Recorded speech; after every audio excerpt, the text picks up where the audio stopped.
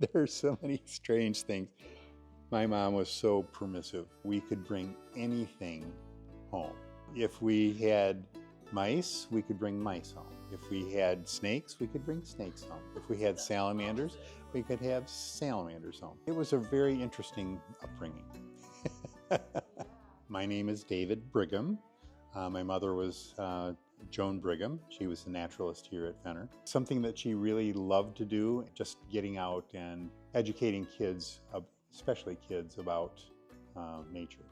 I became a teacher after I was at Michigan State, decided to go into teaching because my kids had gone through school. The teachers were looking at science as a very difficult thing to teach.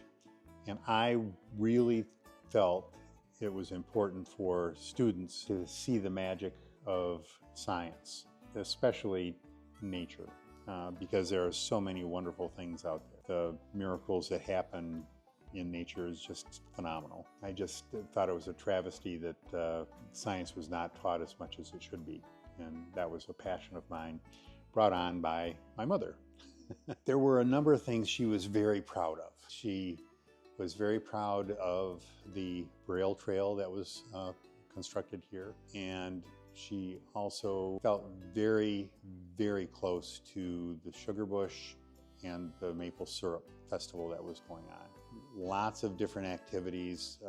Audubon would come here and go on bird walks, that sort of thing. She was just very interested in anything that was happening out here at Fenner. The main thing she wanted to do is engage the public in nature, whether it was through birding or through looking for turtles or doing butterfly searches or anything like that. That was something that she really thought was important. Even though it was set up as an arboretum where the trees were actually planted and you can actually see them in rows in a number of different areas, this was set up as sort of a drive-through park. But when it was first built, you could drive anywhere. You could drive over to the prairie, you could drive over to the sugar bush, you could play on huge trees that were down, and kids were climbing up 20 feet in the air on these trees that were on the ground. A little bit dangerous. I'm sure that's why they aren't there anymore. My mom did not like the idea that kids were using this as a playground and not being educated. She did not like the idea that you could drive everywhere. I'm not sure whether she was an instigator of getting rid of the road or whether it was somebody else, but the road ceased to exist and trails were built. She really felt that people should interact with nature by going for walks and seeing different things, and she would lead walks using binoculars and doing all sorts of different things. But it was not like that at the very beginning. There were people driving everywhere.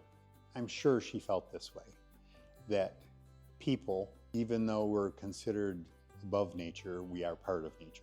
In our upbringing, that's what we did. We were part of nature. We became part of nature. We would see things, we could identify things. And I think that's a really important aspect that we've lost in our society.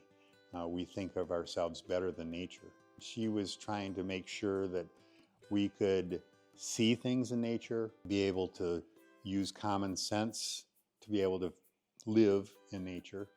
And I think that's a really good aspect of what we should do in our own lives. One word for Mom.